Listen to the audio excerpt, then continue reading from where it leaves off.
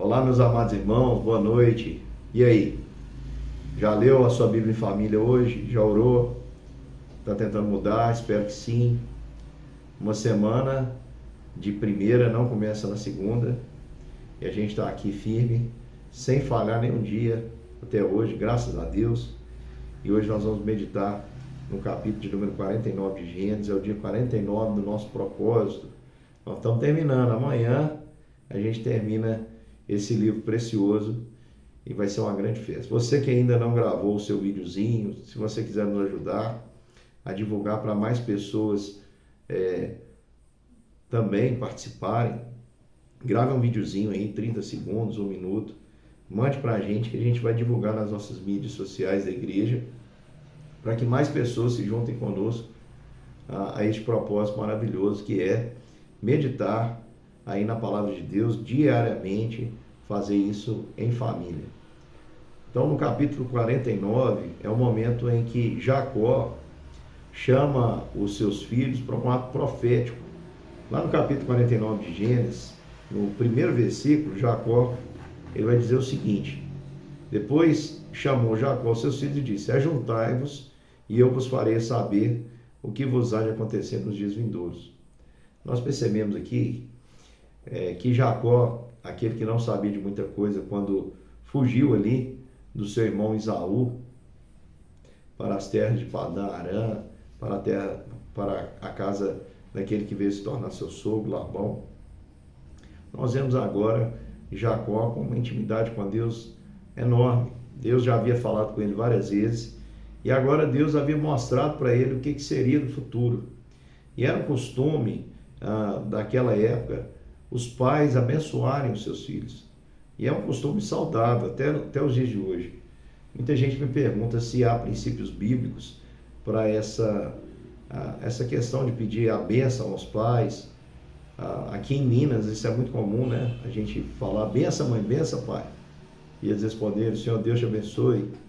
Isso é saudável? Eu acredito que sim, acredito que é bíblico. E principalmente nos momentos ali finais, no povo de Deus, a herança não consistia apenas em bens, na repartição dos bens materiais, mas também nas bênçãos, na invocação das bênçãos de Deus sobre aqueles filhos. E eu queria chamar a sua atenção especificamente para um dos filhos aqui de Jacó. Jacó, ele vai falar várias coisas sobre os seus filhos, vai recriminar Rúben por ter se deitado com a sua concubina, vai dizer que por isso ele não seria honrado como primogênito, vai dizer de Simeão e Levi que mataram, assassinaram a Siquém e o seu povo e propiciaram ali um ambiente para que os seus irmãos saqueassem aquela cidade.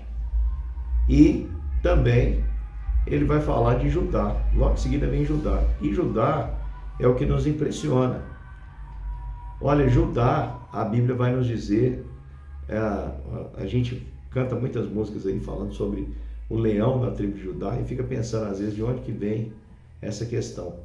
E aqui Jacó abençoa Judá, dizendo que o cetro jamais sairia de Judá, que Judá é como um leão, como uma leoa que devora a presa, que cai no sono depois de devorar a presa.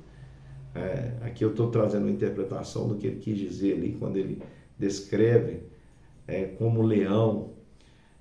Depois vai dar uma descrição de prosperidade, falando que as vinhas eram tão robustas ao ponto de poder amarrar um jumento nelas. Produzir tanto vinho que ele tem todo o seu manto, toda a sua roupa suja de vinho. E os seus dentes são brancos como leite.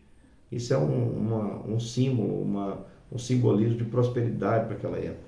Ou seja, está falando de Jesus Cristo, Rei dos Reis, Senhor dos Senhores, aquele que domina e que tem todas as coisas e tem todo o poder.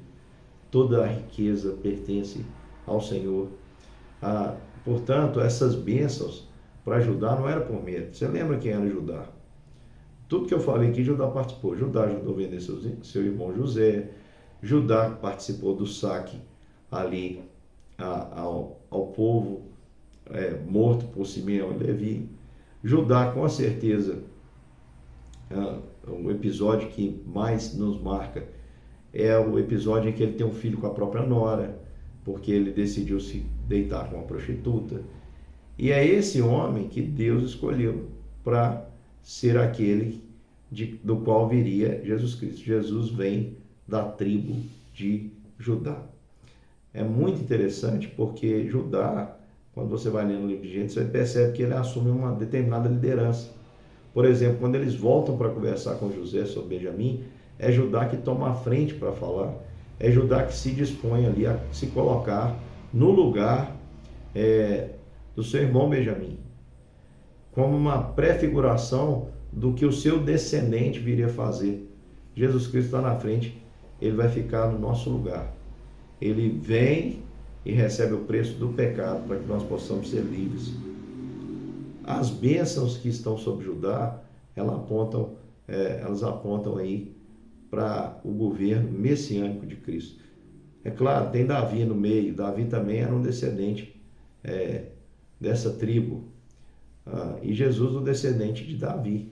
Davi foi um grande rei, mas maior do que Davi era a promessa que ele teria um filho que se assentaria no trono e jamais sairia. E não é Salomão, é Jesus Cristo, filho de Davi, Rei dos reis e Senhor dos senhores. Um traço interessante é que Deus, na medida que você pega a genealogia da qual Jesus faz parte, você vai ver lá muita gente que não é tão gente boa assim aos nossos olhos, né? Raabe era prostituta, Ruth era moabita, Batseba era adúltera, Davi a tomou, Tamar está lá, Tamar é a nora de Judá. Mas é Jesus que santifica essa linhagem. Jesus é o redentor dessa família. E Jesus não é só o redentor dos ascendentes, são aqueles que vieram antes dele. Mas Jesus também é o redentor dos descendentes. Jesus é o nosso redentor. Nós somos irmãos adotados. Jesus é o nosso irmão mais velho, porque ele é o unigênito Filho de Deus, que se fez primogênito de muitos. E nós temos agora a mesma herança, os mesmos direitos que Cristo, porque Deus nos outorgou isso por amor, por graça. Então nós somos da mesma família que Jesus, e quem nos santifica é Jesus. Você, meu irmão, também não é gente boa, eu também não sou gente boa. Nós somos igual a Judá mesmo, cheio de defeitos, errados, pisamos na bola. Hoje eu falei sobre isso na nossa igreja, né? Nós pecamos. Se não fosse a graça de Deus sobre nós, irmãos, nós não seríamos salvos. Mas nós somos salvos pela graça de Deus. A gente pergunta por que Deus escolheu Judá? Por que Deus não escolheu José? Por que Deus escolheu Judá? Porque Deus é assim. Ele escolhe as coisas que não são. Então você e eu somos escolhidos porque não somos. E Ele nos escolhe assim para que nós continuemos a não ser, para que a glória seja toda dele. Então, meu querido irmão, aqui nesse capítulo nós começamos a ter pistas do que a Bíblia, do propósito maior da Bíblia, que é revelar Jesus Cristo. Lá em Gênesis 3,15, Deus disse que viria um descendente para esmagar a cabeça da serpente. E ele está sendo revelado aos pouquinhos. Lá em Isaac, naquele episódio do Monte Moriá, Isaac é substituído por um cordeiro, mais uma pista. Aqui é algo mais claro. Havia um cetro, algo de rei. Haveria um rei, e esse rei procederia de Judá. Queridos irmãos, nós vamos ver como Deus, pelo seu Espírito, vai revelar Cristo nas Escrituras, até chegar aquele dia que a Bíblia chama de plenitude dos tempos, onde vem Jesus, nascido de mulher, nascido sob a lei, está lá em Gálatas 4:4, mas até lá a revelação vai sendo progressiva. E o meu desejo, meu querido irmão, é que você conheça a Cristo dessa forma também, progressivamente. É o propósito de Deus. Nós conheçamos e prossigamos em conhecer o Senhor. Nós vamos conhecendo Ele cada dia mais. Não é só conhecimento intelectual, mas a nossa experiência de relacionamento com o Senhor. E eu queria, mais uma vez, exortar você. Jacó, depois de ter abençoado seus filhos, recolheu-se à cama e morreu. Eu queria dizer para você que nós também, nós vamos morrer. Mas a morte para nós não é o fim. Assim como Jacó acreditava que não era o fim ali. Havia mais história para o seu povo e para os seus descendentes. Lembra que ele pediu para que levassem os ossos dele para essa terra prometida? Nós também, irmãos, vivemos essa viva esperança. Em que sentido? Nós cremos em Jesus, que é a ressurreição e a vida. E ainda que nós venhamos experimentar a morte, nós vamos ressuscitar. Os nossos ossos não vão ficar para trás. Nosso corpo será transformado. Em um dia glorioso, nós entraremos na Canaã celestial, na nova Jerusalém que desce do céu. Nós estaremos para sempre com o Cordeiro. E que Deus nos abençoe, nós continuemos a nossa jornada, tendo a esperança firme nesse que tem em suas mãos o cetro, tem toda a autoridade e todo o poder. Jesus Cristo, Rei dos Reis e Senhor dos Senhores, o nosso Salvador. Um beijo e até amanhã.